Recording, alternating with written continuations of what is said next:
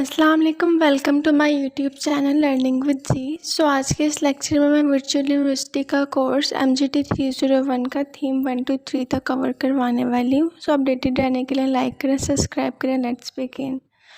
अब बेसिकली इसका जो थीम 1 है वो हमें वेरियस एस्पेक्ट्स के बारे में बता रहा है, मतलब मार्केटिंग के कुछ एस्पेक्ट्स उनको डिस्कस कर रहे हैं, जैसे कि इसकी डेफिनेशन है, कुछ की कॉन्सेप्ट एंड डिमांड सिचुएशन का टॉपिक आ जाता है। इसमें मार्केटिंग फिलोसफीज़ हैं, कस्टमर रिलेशनशिप मैनेजमेंट है, कस्टमर वैल्यूज़ का टॉपिक है, इमर्जिंग ट्रेंड इन मार्केट्स है। फर्दर इसको एक्सप्लेन किया गया है और इसके जो नोट्स हैं वो भी इसके बाद मैं प्रोवाइड कर दूँगी। फर्स्ट ऑफ ऑल अगर हम इसकी डेफिनेशन का पॉइंट देख लें तो वो कह रहे हैं कि मार्केटिंग जो है वो डिस्क्राइब कर रही है एक प्रोसेस जिसमें कि कंपनीज क्रिएट करती हैं वैल्यूज़, कस्टमर्स के लिए बिल्ड करती हैं कस्टमर के साथ एक स्ट्रॉन्ग रिलेशनशिप ताकि वो कैप्चर कर सकें values from the customer in turn. मतलब कि वो कैसा स्ट्रॉन्ग रिलेशनशिप बनाती हैं कंपनीज़ के साथ, कंपनीज़ कस्टमर्स के साथ, ताकि वो उनके साथ मतलब परचेजिंग कर सकें, उसके अलावा बारगेनिंग कर सकें उनके साथ। और जैसे कि वो उनको मतलब चीज़ें परचेज़ कर रही है, अगर उनकी क्वालिटी अच्छी है तो इन रिटर्न उनको वैल्यू अच्छी मिले और उनके कस्टमर्स की तरफ से फीडबैक अच्छा मिले उनको। अब फर्दर यहाँ पे इसके कुछ की कॉन्सेप्ट डिस्कस किए गए हैं। इसमें फर्स्ट ऑफ ऑल उन्होंने डिस्कस किया है, यहाँ पर नीड से डिस्कस कर रहे हैं। इसके कुछ पॉइंट्स हैं। फर्स्ट ऑफ ऑल नीड है। बेसिकली अगर नीड को देख लें तो ये रेफ़र करता है बेसिक ह्यूमन रिक्वायरमेंट्स के साथ, और इसको आप कह सकते हैं स्टेट ऑफ फेल्ट डिप्रिवेशन को भी कह सकते हैं। मतलब कि एक स्टेट है फेल्ट डिप्रिवेशन की और इसमें ह्यूमन्स की जो बेसिक नीड्स होती हैं उनको पूरा किया जाता है।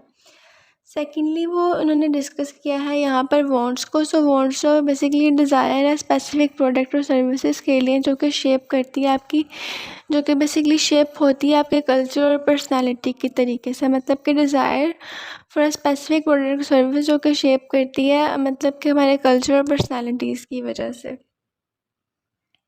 थर्डली यहाँ पे वो डिस्कस कर रहे हैं डिमांड को। बेसिकली इसका बेसिक पर्पज़ ये है कि want support by buying power. मतलब कि अब यहाँ पे आप इन सेंस ले रहे हैं कि जो कस्टमर है उसकी जितनी डिमांड होगी उसके अकॉर्डिंग ऑर्गेनाइजेशन सामान बनाएगी। उनको डिमांड की ज़रूरत होती है किसी भी चीज़ की प्रोडक्शन के लिए। अगर एक प्रोडक्ट की पब्लिक डिमांड नहीं करी तो वो प्रोडक्ट वो नहीं बनाएंगे, जिसकी वजह से वो कंपनी लॉस में भी जा सकती है। फर्दर वो बात कर रहे हैं यहाँ पे वैल्यूज़ की। वैल्यूज़ इन सेंस कि जो चीज़ें फुलफ़िल करती हैं गैप को या सॉल्व करते हैं किसी प्रॉब्लम को, like central to the marketing होता है, वो इन्वॉल्व करते हैं एक्सचेंज ऑफ वैल्यूज़ को बिटवीन बायर्स एंड सेलर। मतलब कि जो उनकी वैल्यूज़ है, जो उनकी क्वालिटीज़ हैं, उनको मतलब कि बायर और सेलर में एक्सचेंज करने के थीम को हम वैल्यूज़ के पॉइंट ऑफ व्यू में लेंगे। फर्दर वो बात करें एक्सचेंज की। एक्सचेंज को आप ले लें the act of finding a desired thing. मतलब कि एक प्रोडक्ट को बाय करना या जो आपकी डिज़ायर थिंग है उसको फाइंड करने का जो प्रोसेस है उसको हम कहेंगे एक्सचेंज में। उसके बाद ट्रांजैक्शन है। The exchange of goods services और मनी। मतलब कि ट्रांजैक्शंस में आप एक्सचेंज कर सकते हैं गुड्स का, मनी का, सर्विसेज का। मतलब प्रोडक्शंस में लाइक अब हम लोग जो है वो ऑर्गेनाइजेशन से गुड्स या सर्विसेज लेते हैं और उन रिटर्न हम उन्हें मनी देते हैं, उनको फीडबैक देते हैं, उनको रिव्यूज़ देते हैं। इन टर्न ये ट्रांजेक्शन्स इस टर्म में यूज़ हो रही है। सेकेंडली उन्होंने डिस्कस किया है मार्केटिंग ऑफर्स को। ये एक मिक्सचर है प्रोडक्ट्स का, सर्विसेज का, एक्सपीरियंस और इन्फॉर्मेशन को जो सेटिस्फाई करता है कस्टमर की नीड्स को और वांट्स को। लास्टली उन्होंने डिस्कस किया मार्केटिंग मिक्स को। बेसिकली इसमें 4 पीस आते हैं: product, price, place and promotion, जो कि यूज़ करता है मार्केटर्स डिस्ट्रीब्यूट करने के लिए अपनी प्रोडक्ट्स या जो वैल्यूज़ हैं वो कस्टमर्स तक। अब सेकेंडली इसमें उन्होंने एक टॉपिक डिस्कस किया है यहाँ पर इस टॉपिक की बेसिक हाइडिंग है डिमांड सिचुएशन। इसमें उन्होंने कुछ पॉइंट ऐड किए हैं, जैसे कि इसमें नेगेटिव डिमांड है, नो डिमांड है, latent demand etcetera. Negative demand जो बेसिकली है वो कह रहे हैं कि कस्टमर जो है वो नेगेटिव व्यूज़ रखता है किसी प्रोडक्ट के बारे में, जिसकी वजह से आपको कन्वर्सेशन की स्ट्रेटजीज रिक्वायर होती है। मतलब कि कस्टमर है वो किसी भी प्रोडक्ट लेके नेगेटिव मार्किंग कर रहा है, उसके साथ कन्वर्सेशन की रिक्वायरमेंट्स होते हैं ताकि आप उसके पॉइंट ऑफ व्यू को भी समहाउ चेंज कर सकें। अब सेकेंडली बात कर रहे हैं नो डिमांड की। जो प्रोडक्ट है वो अननोन है और उसकी जो रिक्वायरिंग है वो क्रिएटिव मार्केटिंग में क्रिएट करिए डिमांड। मतलब कि अब एक प्रोडक्ट की डिमांड कम हो गई है उसके अननोन होने की वजह से। थर्डली उन्होंने बात की है लेटेंट डिमांड की। सो इसका कुछ पॉइंट ऐसे है कि hidden department for a product that needs to be made aware, मतलब कि कुछ ऐसी प्रोडक्ट जो कि अवेयर करती हैं कि वो डिमांड को फुलफ़िल करें या उसके पॉइंट उसका मेकओवर करें अपनी डिमांड को। थर्डली डिस्कस किया गया डिक्लाइन डिमांड को। So demand for a product decrease require remarketing efforts, मतलब कि एक प्रोडक्ट है जिसकी डिमांड है, जो कि एक प्रोडक्ट है उसकी डिमांड डिक्रीज हो चुकी हुई है। सो उसकी रीमार्केटिंग एफर्ट्स जो बनाने में रिक्वायरमेंट्स आती हैं उसको डिस्कस कर रहे हैं। उसके बाद उन्होंने बात की है फुल और रेगुलर डिमांड की। सो जो डिमांड है ये फ्लक्चुएट करती है, सीजनली रिक्वायर करते हैं, इसमें डिमांड शिफ्टिंग होती है, मतलब कि इसमें डिमांड शिफ्टिंग स्ट्रेटजीज भी यूज़ की जाती हैं कम समहाउ। और उसके बाद वो बात कर रहे हैं overfull demands in sense like अब आप कह लें कि जो डिमांड्स हैं वो मतलब ओवरलेम कर रही हैं, जो डिमांड्स हैं वो ओवरलेम कर रही हैं, उसके अलावा जो उनकी नीड्स हैं वो मैनेज नहीं हो रही प्रॉपर तरीके से, डी मार्केटिंग हो रही है। और अनहोलसम डिमांड्स में जो डिमांड्स हैं वो अनहेल्थी प्रोडक्ट्स की डिमांड है या काउंटर्ड विद काउंटर मार्केटिंग का भी इसमें थोड़ा सा सिनेरियो आ सकता है। अब फर्दर वो यहाँ पर डिस्कस कर रहे हैं मार्केटिंग फ़िलोसोफर्स को। सो इसमें कुछ कॉन्सेप्ट को डिस्कस किया है उन्होंने। प्रोडक्शन कॉन्सेप्ट है, मतलब प्रोडक्शन कॉन्सेप्ट इन सेंस कि वो फोकस करता है मार्केटिंग प्रोडक्ट्स पे कि वो एक्सेसिबल हो और अफोर्डेबल हो, मतलब कि वो रेंज में हो। सेकेंडली उन्होंने बात की है प्रोडक्शन कॉन्सेप्ट की। सो प्रोडक्ट कॉन्सेप्ट तो बेसिकली वो एम्फोसाइज करता है कि जो प्रोडक्ट की क्वालिटी और उसके फीचर्स है वो अच्छे हैं और वो मतलब कि मार्केटिंग मायोपिया में रिस्किंग ना हो। और थर्डली उन्होंने बात की है सेलिंग कॉन्सेप्ट की। तो बिलीव करते हैं कि हैवी सेलिंग्स और जो प्रमोशनल एफर्ट्स हैं ये इनके बारे में मतलब काम करते हैं, इन पर वर्क करते हैं। इनका ये जो कॉन्सेप्ट है ये बेसिकली ये कस्टमर्स बिलीव पे है कि उनकी सेल्स हैवी उनके प्रमोशनल एफर्ट्स पर, कि कस्टमर्स उन पर ट्रस्ट करें। उसके बाद फोर्थली डिस्कस कर रहे हैं वो मार्केटिंग कॉन्सेप्ट को। सो ये प्रायोरिटाइज करता है कस्टमर की नीड और सेटिस्फैक्शंस को। सोशल मार्केटिंग कॉन्सेप्ट है, इसके बाद ये कंसीडर करता है लॉन्ग टर्म सोसाइटल वेलफेयर्स को मार्केटिंग डिसीजंस में। और उसके बाद वो डिस्कस कर रहे हैं मार्केटिंग मैनेजमेंट को। सो ये इन्वॉल्व करता है सिलेक्ट करने में टारगेट मार्केटर्स को और बिल्ड करने में प्रॉफिटेबल रिलेशनशिप कस्टमर्स के साथ। एंड देन पॉइंट नंबर 6 है कस्टमर्स रिलेशनशिप मैनेजमेंट, मतलब CRM। अब CRM इन सेंस लाइक आप कह लें कि जो प्रोसेस है CRM का जो प्रोसेस है वो बिल्ड करता है और मेंटेन करता है प्रॉफिटेबल कस्टमर्स के रिलेशनशिप को डिलीवर करके सुपीरियर कस्टमर वैल्यूज और सेटिस्फैक्शंस को। देन है कस्टमर परसीव वैल्यू CPV। सो ये डिफरेंस प्रोवाइड करता है basically total customer perceive benefits में और कस्टमर कॉस्ट में। अब नेक्स्टली है कस्टमर सेटिस्फेक्शन। सो अब ये बेसिकली है कि फील करवाते हैं कस्टमर एक्सपीरियंस, लाइक अब एक कस्टमर का जो एक्सपीरियंस है वो उसकी सेटिस्फेक्शन उसकी एक्सपेक्टेशन से मैटअप करता है। ये नहीं कस्टमर सेटिस्फेक्शन का बेसिकली ये बिलीव्स और रिस्पॉन्सिबिलिटीज़ होती हैं। पॉइंट नंबर 9 है पार्टनर रिलेशनशिप मैनेजमेंट। सो ये कोलैबोरेट करता है पार्टनर्स के साथ। अब वो आउटसाइड के भी हो सकते हैं, वो इनसाइड के भी हो सकते हैं, कंपनी के डिलीवर करने के लिए ग्रेटर वैल्यू, मतलब ग्रेटर वैल्यू जो है वो कस्टमर तक डिलीवर करने के लिए। फर्दर पॉइंट नंबर 10 देख लें कस्टमर वैल्यू कैप्चर। सो वो इसमें कह रहे हैं कि इसमें कुछ कंसेप्ट इंक्लूड जैसे कि कस्टमर लाइफ टाइम वैल्यूज़ आई या शेयर ऑफ कस्टमर और कस्टमर इक्वलिटीज़ वगैरह के इसमें कॉन्सेप्ट जो है वो काफ़ी हद तक ऐड है। Further emerging trend in marketing की बात की गई है। सो इमर्जिंग ट्रेंड इन मार्केटिंग में समहाउ ये कुछ पॉइंट्स ऐड हैं, जैसे कि इसमें कस्टमर इंगेजमेंट मार्केटिंग है। सो इसमें इन्वॉल्व होता है डायरेक्ट कॉन्टिन्यूस कस्टमर जो कि इन्वॉल्व करते हैं शेप करने में ब्रांड कन्वर्जेशंस को और एक्सपीरियंसेस को। उसके अलावा कस्टमर जनरेटेड मार्केटिंग है CGM जो कि इन्वॉल्व करती है कस्टमर्स को कि वो कंटेंट क्रिएशंस करें और उनको रिव्यूज़ दें। और digital and social media marketing जो है वो यूटिलाइज़ करती है प्लेटफॉर्म्स को, जैसे कि वेबसाइट है, सोशल मीडिया है, ऑनलाइन वीडियोज़ है, ताकि वो इंगेज कर सके कस्टमर्स को वर्ल्ड वाइड। उसके बाद इसका कुछ और स्टेप्स हैं, जैसे कि इसमें ग्लोबलाइजेशन का स्टेप आता है। सो वो इन्हांस करता है कनेक्टिविटी को between people and the business world wide, मतलब कि जो बिज़नेस है उसको जो लोग हैं उनको कनेक्टिविटी के थ्रू मतलब इन्हेंस करता है। और लास्टली इसमें डिस्कस किया गया सोशल एंड एथिकल रिस्पॉन्सिबिलिटीज़ के पॉइंट को। सो ये ग्रो करते हैं अवेयरनेस किसी भी इन्वायरमेंटल या सोशल इश्यूज़ के बारे में। नॉन प्रॉफिटिंग मार्केटिंग भी होती है इसमें, मतलब कि मार्केटिंग प्रैक्टिसेस जो है वो अडॉप्ट करती है नॉन बिजनेस वेंचर्स को।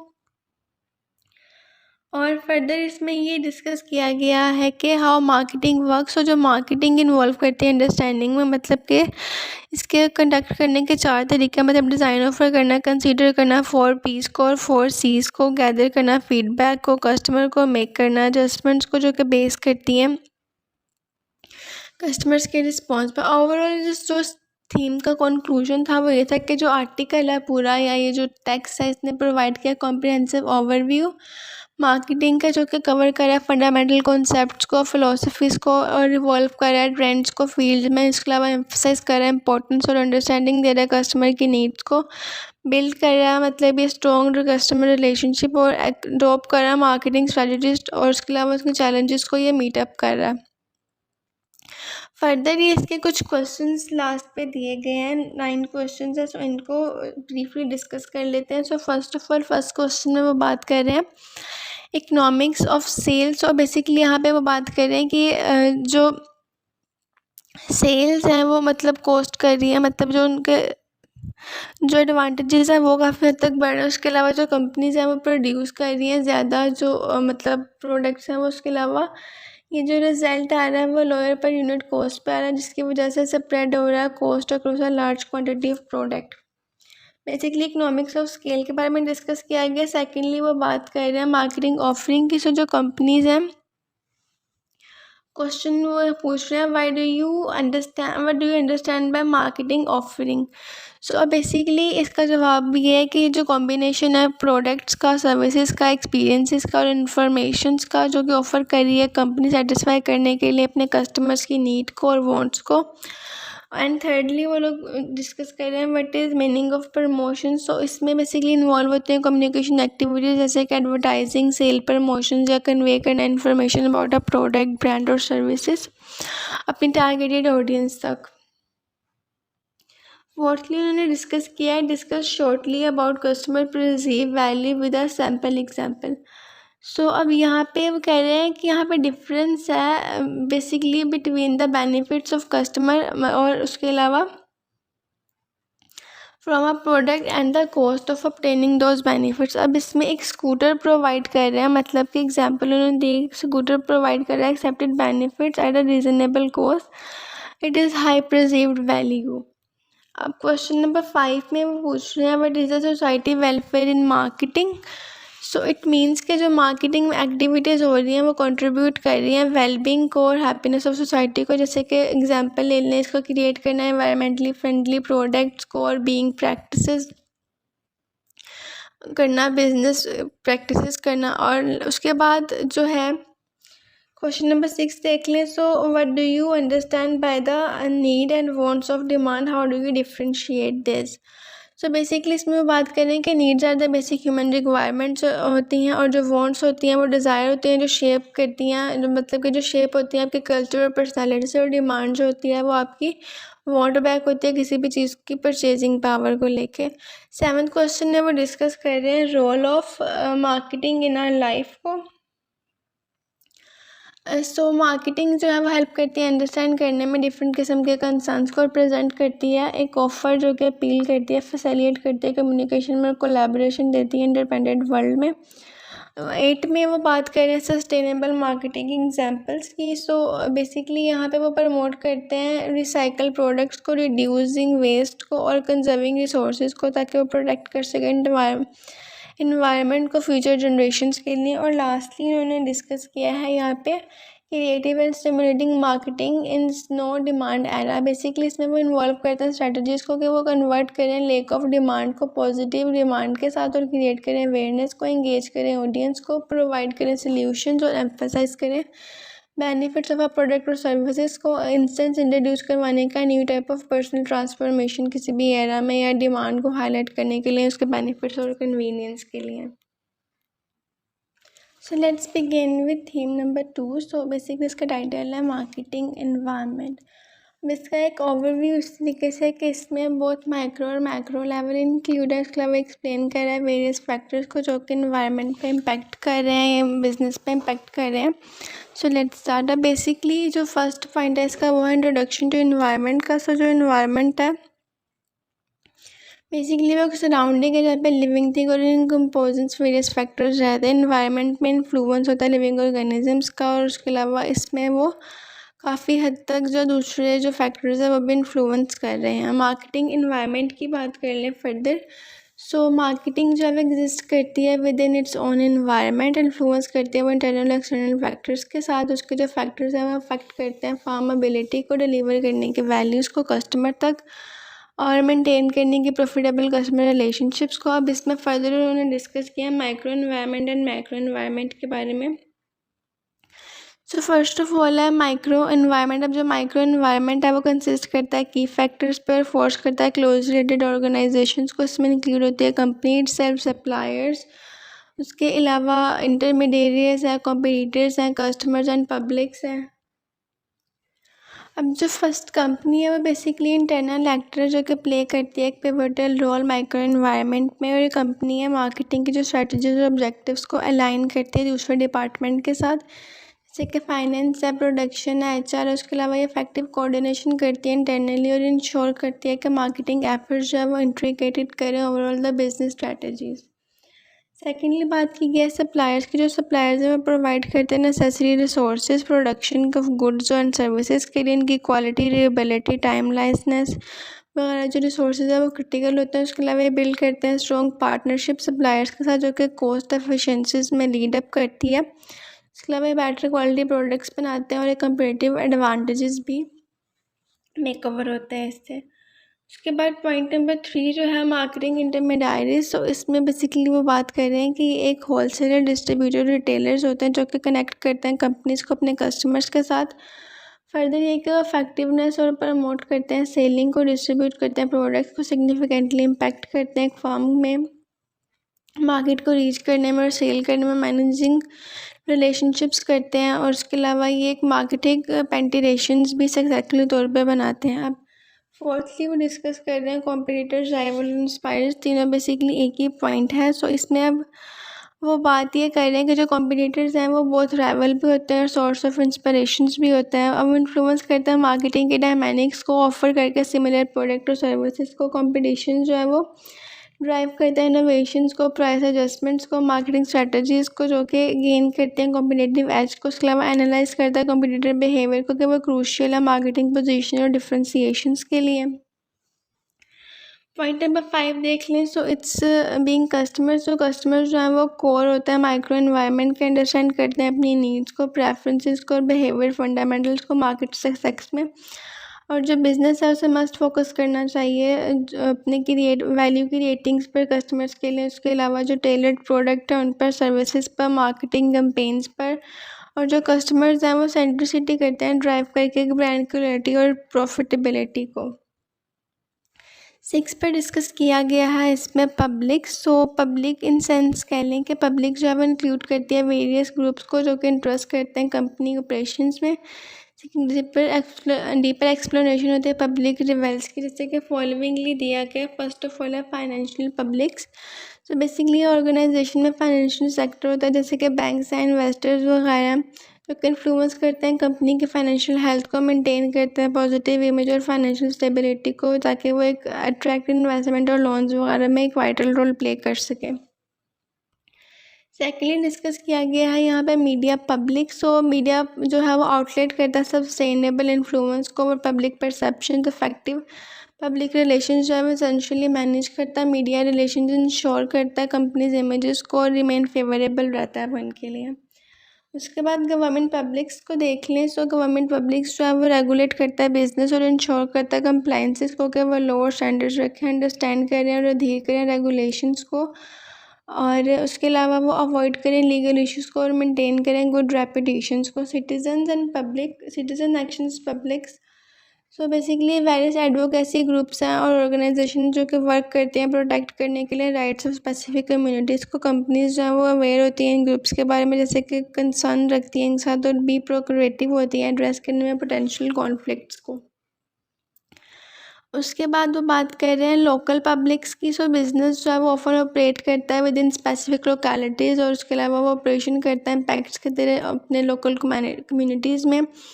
ऑफर करता है वो बेनिफिट्स को लोकल रेजिडेंट्स में, जैसे कि जॉब्स अपॉर्चुनिटीज़ है, कम्युनिटी डेवलपमेंट प्रोजेक्ट्स हैं जो फोस्टर करता है पॉजिटिव रिलेशनशिप्स को।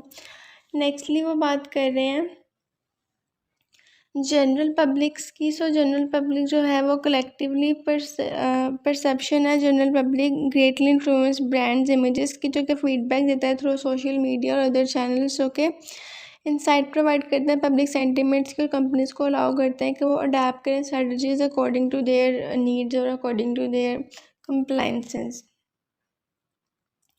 नेक्स्टली बात की गई है इंटरनल पब्लिक्स की। सो ये जो कंपनीज़ हैं ये एम्प्लॉय करते हैं, एग्जीक्यूट करते हैं, सप्लायर और मार्केटिंग स्टेक होल्डर्स वगैरह इसमें इंक्लूड होते हैं। एम्प्लॉयज़ एंगेजमेंट होती है, एजुकेशन और कम्युनिकेशन जो है वो क्रूशियल रोल प्ले करते हैं फोस्टर करने में पॉजिटिव कॉरपोरेट कल्चर को, एनहांस करने में कंपनी के रेपुटेशंस को।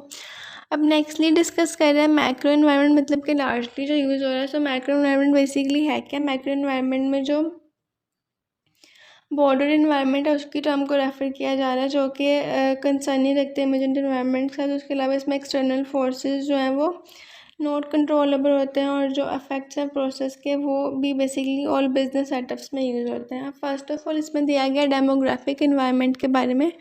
तो ये अंडरस्टैंड करते हैं डेमोग्राफिक बिजनेस को हेल्प, बेसिकली जो अंडरस्टैंडिंग है डेमोग्राफिक्स की वो हेल्प करती है बिजनेस को आइडेंटिफाई करने में, टारगेट मार्केटिंग्स में, उसके अलावा टेलर प्रोडक्ट करने में, या किसी सर्विस को मतलब टेलर्ड करने में, और स्पेसिफिक एज ग्रुप्स को, जेंडर, इनकम लेवल्स को, लोकेशंस वगैरह को भी। उसके अलावा डेमोग्राफिक में जो चेंजेस आते हैं वो क्रिएट कर सकते हैं न्यू अपॉर्चुनिटीज़ और चैलेंजेस को, जैसे कि ageing pollution leading to increase demand for health care services का एक बहुत बड़ा इफेक्ट है। सेकेंडली वो डिस्कस कर रहे हैं इकोनॉमिक इन्वायरमेंट को। सो इकोनॉमिक फैक्टर्स जो इसमें इंक्लूड होता है जीडीपी, इनकम डिस्ट्रीब्यूशन, इन्फ्लेशन या interest rate, affect consumer purchasing power include होता है। सो बिजनेस जब मॉनिटर करता है इकोनॉमिक इंडिकेटर्स को एडजस्ट करके, प्राइस, मार्केटिंग स्ट्रेटजीज को और प्रोडक्ट ऑफरिंग जो उसको एडजस्ट करके वो इकोनॉमिक इन्वायरमेंट को बेसिकली मेंटेन रखता है।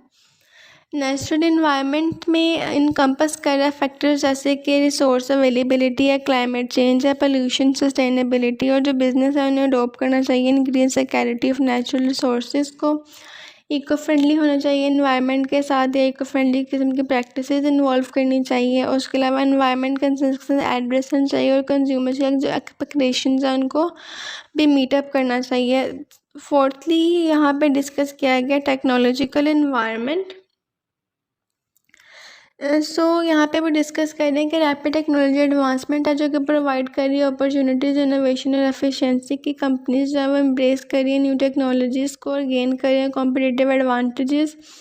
उसके अलावा वो रेजिस्ट कर रही हैं रिस्क बिकमिंग और ऑब्स्टल एग्जाम्प्लीफाइड कर रही हैं, और उसके अलावा डिजिटल टेक्नोलॉजी जो है वो अडोप्ट कर रही हैं, या बाज़ अगर तो फेलियर्स को भी उन्हें फेस करना पड़ रहा है। पॉलिटिकल एंड लीगल इन्वायरमेंट जो है उसमें गवर्नमेंट पॉलिसीज़ और रेगुलेशन और पॉलिटिकल स्टेबिलिटी जो है वो सिग्निफिकेंटली इम्पैक्ट कर रही है बिजनेस ऑपरेशंस को। कंपनीज जो हैं वो नेविगेट कर रही है लीगल रिक्वायरमेंट्स और ट्रेड रिस्ट्रिक्शंस को, और पॉलिटिकल रिस्क जो है वो एंटर कर रहा है न्यू मार्केटिंग और एक्सपेंडिंग ग्लोबली। और उसके अलावा जो कल्चरल इन्वायरमेंट है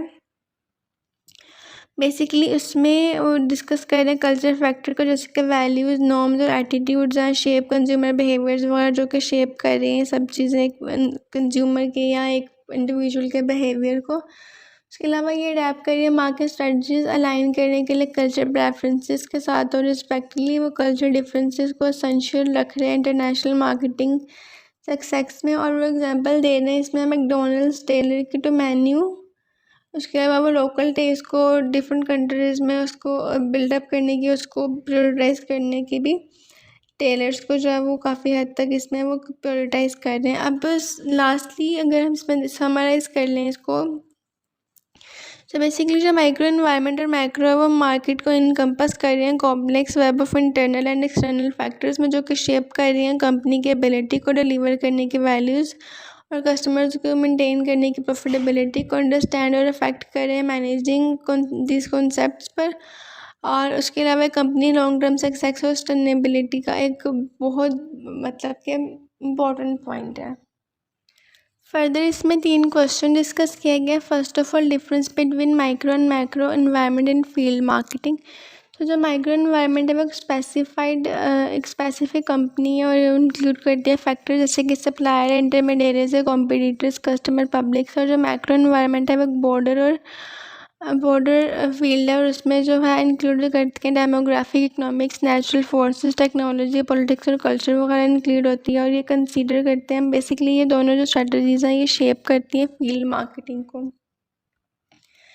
सेकेंडली जो क्वेश्चन है managing meaning of public in marketing. So public जो है वो ग्रुप है जो कि इंटरेस्टेडली कंपनीज में एक्टिविटीज़ करते हैं और इंक्लूड करते हैं फाइनेंशियल, मीडिया, गवर्नमेंट्स को, लोकल जर्नल्स को, इंटरनल स्टेक होल्डर्स को मैनेज करने में, रिलेशनशिप्स को, और क्रूशियल रोल प्ले करते हैं कंपनी के रेपुटेशन और सक्सेस में। उसके अलावा जो राइवल्स हैं कॉम्पिटिटर्स के, वो सेम इंडस्ट्री में ऑफर करते हैं सिमिलर प्रोडक्ट्स और सर्विसेज को, और फर्दर वो compete करते हैं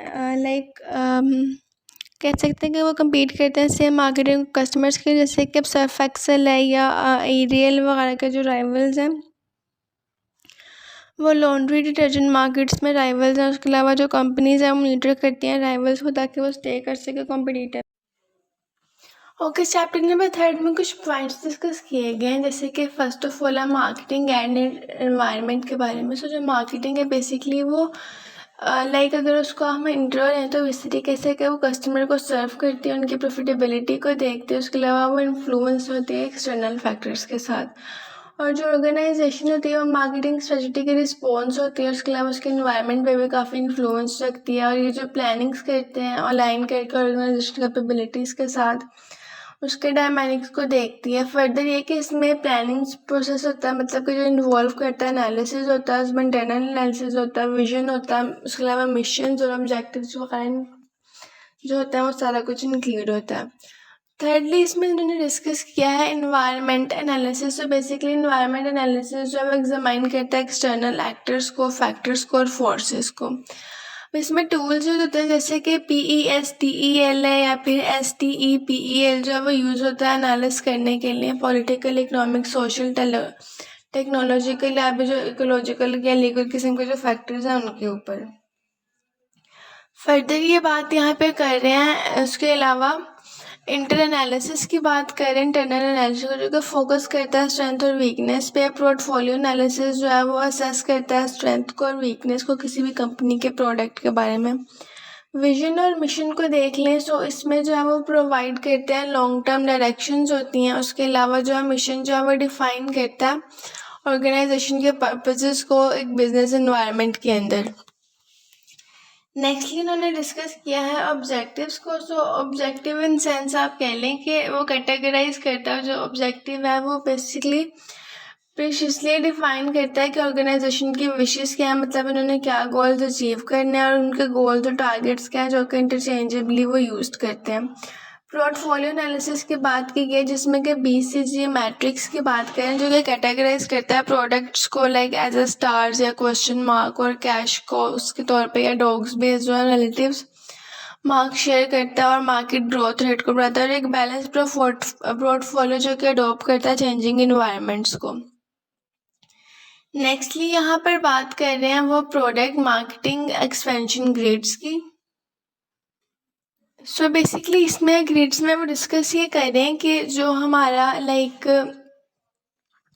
आइडेंटिफाइज है, जो हमारे आइडेंटिफिकेशन है वो ग्रोथ अपॉर्चुनिटीज़ के थ्रू जो है वो बढ़ती है। मतलब जैसे मार्केट पेनिट्रेशन में बढ़ते हैं, प्रोडक्ट डेवलपमेंट है या मार्केटिंग डेवलपमेंट है या डाइवर्सिफिकेशन है हमारी, ये सारा जो प्रोसेस है हमारा वह प्रोडक्ट मार्केटिंग एक्सपेंशन ग्रिड में आ जाता है। उसके बाद नेक्स्टली वो बात कर रहे हैं value chain and value delivery network की। तो जो वैल्यू चेन है वो कंसिस्ट करती है वैल्यू प्रोड्यूसिंग एक्टिविटीज़ पे जो कि कंपनी के साथ रिलेटेड होती है, किसी कंपनी के अंदर वो वैल्यू चेन चल रही होती है।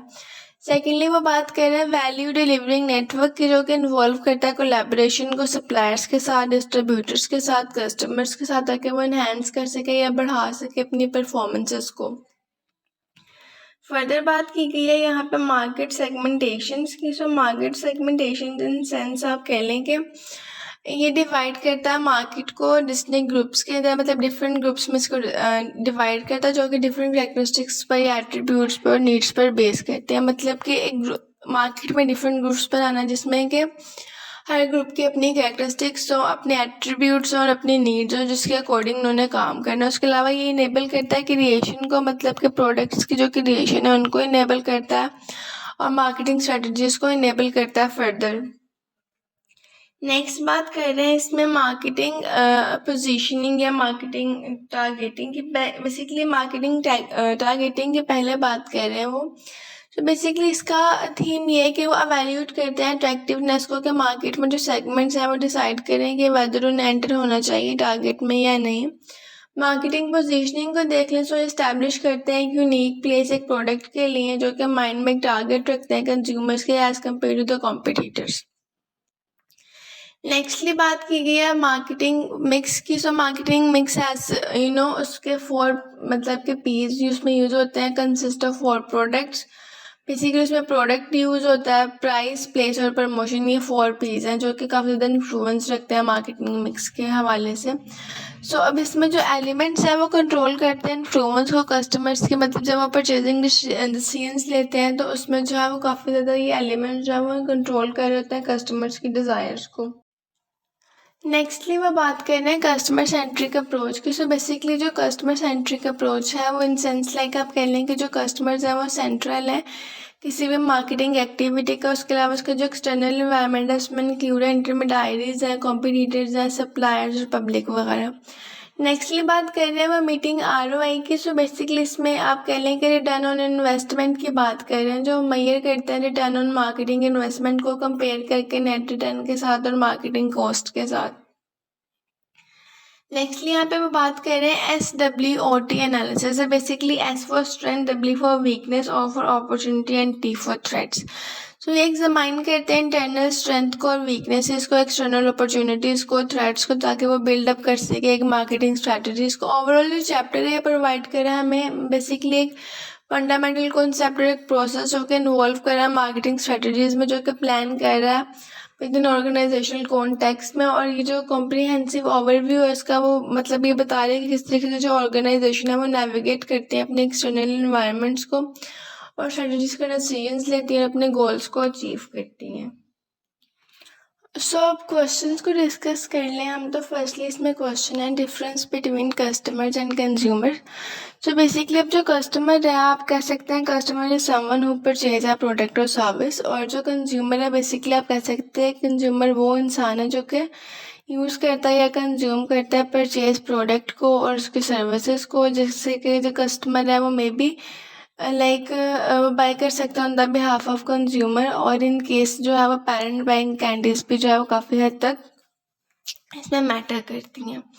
सेकेंडली वो बात कर रहे हैं कि what is PESTL analysis. So basically इसमें आप कह सकते हैं कि स्टैंड करता है political, economic, social, technological, environmental, legal factors पर।